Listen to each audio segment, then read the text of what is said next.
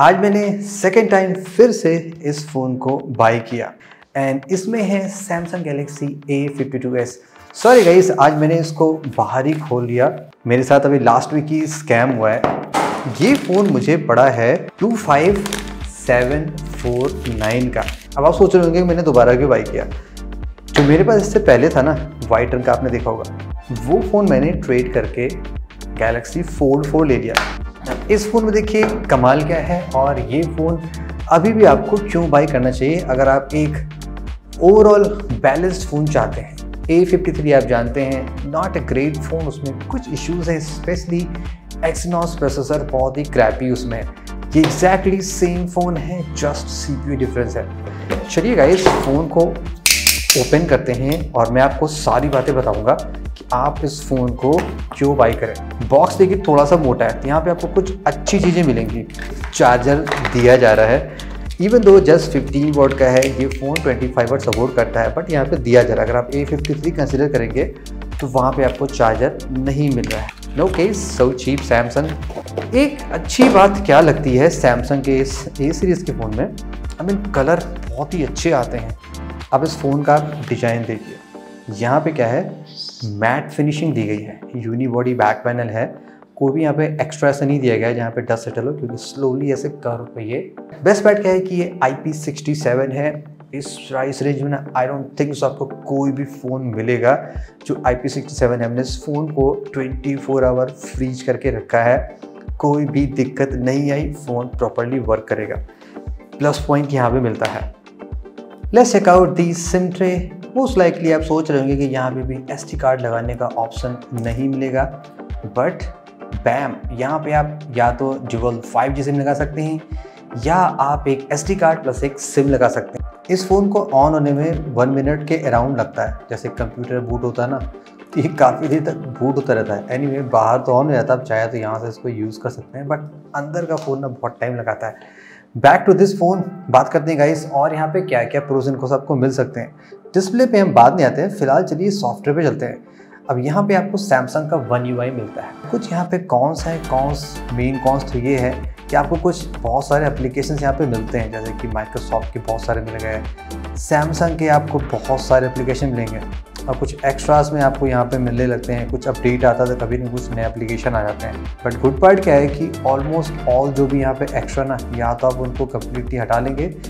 यहाँ का लॉन्चर थोड़ा सा अलग टाइप का होता है, यहाँ थोड़ा सा आपको देखना पड़ेगा, but yes, Google now feed वो सारी चीज़ें मिलती हैं। ये फ़ोन Android 11 से लास्ट ईयर सितंबर में लॉन्च हुआ था। ऑलरेडी विद इन ईयर यहाँ पे Android 12 आ चुका है। अब सैमसंग ने ऑलरेडी ये कह रखा है कि जो भी A सीरीज़ के और S सीरीज़ के फ़ोन है ना, वहाँ पे 4 साल का अपडेट एटलीस्ट मिलेगा।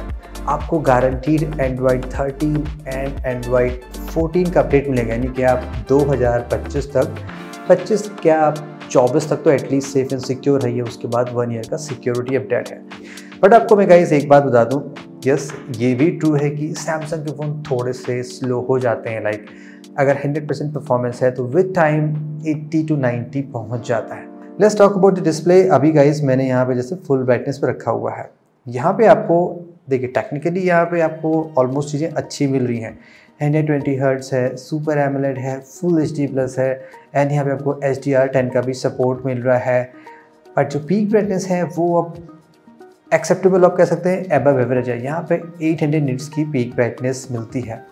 अब इससे बढ़िया ब्राइटनेस के डिस्प्ले ऑफकोर्स आपको इस प्राइस पे मिल सकते हैं अगर आप खोजेंगे ना। जैसे कि iQOO के फ़ोन आप ले लेंगे, वहाँ पे आपको 1300 निट्स मिल सकता है। Xiaomi के फ़ोन में आपको मिल सकता है जैसे कि 11i, इससे कम प्राइस में, लेकिन वहाँ पे आपको डिस्प्ले और ज़्यादा ब्राइट मिल सकता है। कि Motorola Edge 30 यहाँ पे 144 हर्ट्ज POLED तमाम चीज़ें। तो बैलेंस डिस्प्ले चाहते हैं, लाइक अच्छा डिस्प्ले हो, अच्छा एक्सपीरियंस हो, ब्राइट एंड ब्यूटीफुल, देन ये ठीक है। बेस्ट चाहते हैं देन तो ऑफकोर्स आपको कहीं और जाना पड़ सकता है।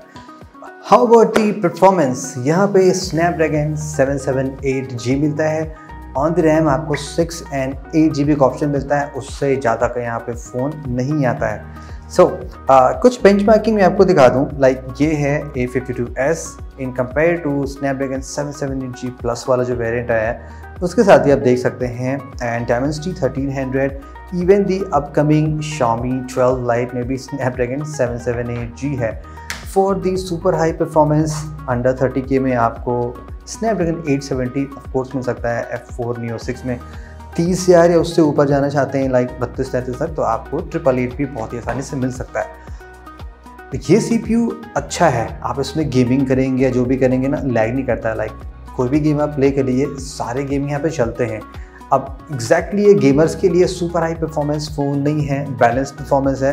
क्रेजी परफॉर्मेंस चाहते हैं तो आपको स्नैपड्रैगन 870 का फ़ोन आसानी से मिल जाएगा। थोड़ा ऊपर जाएंगे 888 मिल जाएगा। बट अच्छी परफॉर्मेंस चाहते हैं, डे टू डे टास्क जो भी आप करेंगे ना, वहाँ पे ये फ़ोन आपका ज़रा सा भी लैग नहीं करता है, ऑलमोस्ट फ्लूइड वर्क करता है, चाहे गेमिंग करिए चाहे जो करिए।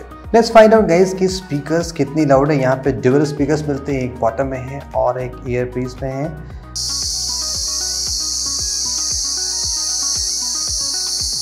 बॉटम के जो स्पीकर है 103.8 and how about the top.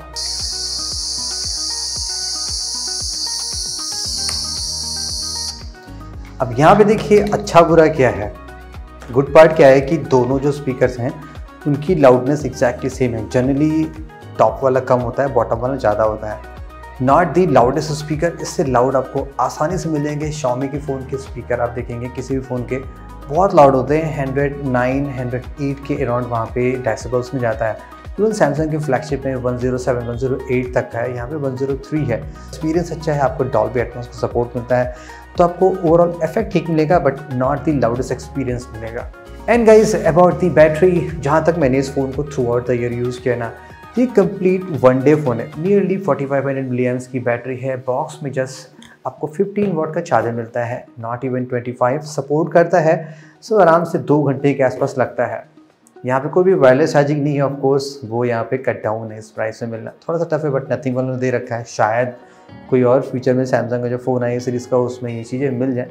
फिलहाल तो आपको स्लो चार्जर से काम चलाना पड़ेगा, बट बॉक्स में आपको चार्जर मिल रहा है जो लेटेस्ट ए सीरीज़ में नहीं मिलता है।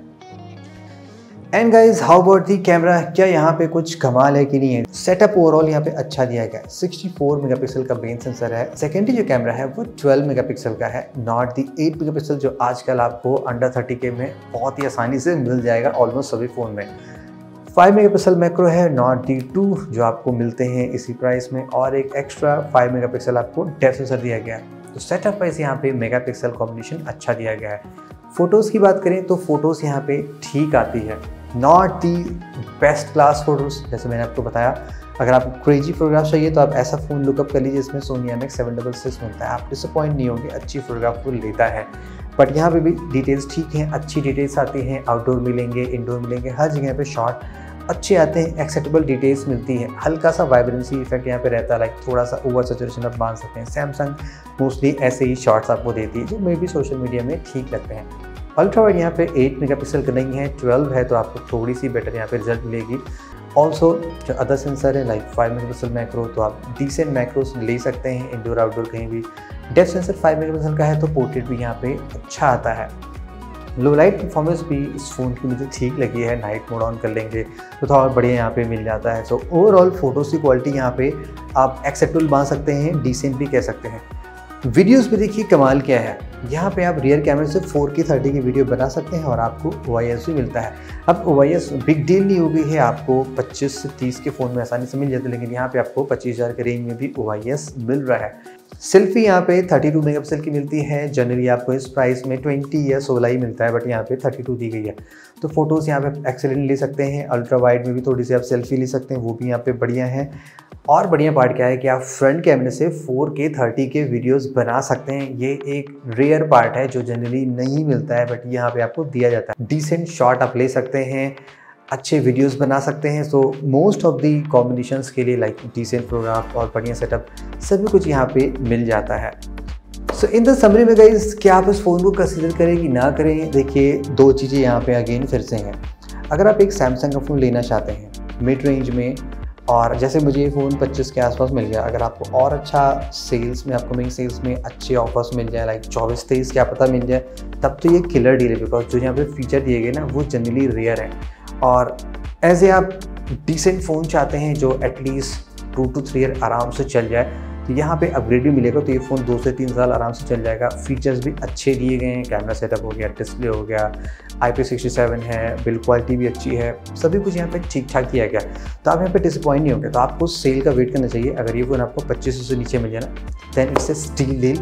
आपके भी क्या थॉट्स हैं, do let me know in the comments. This is Saurabh, hope you enjoyed it and have a great day.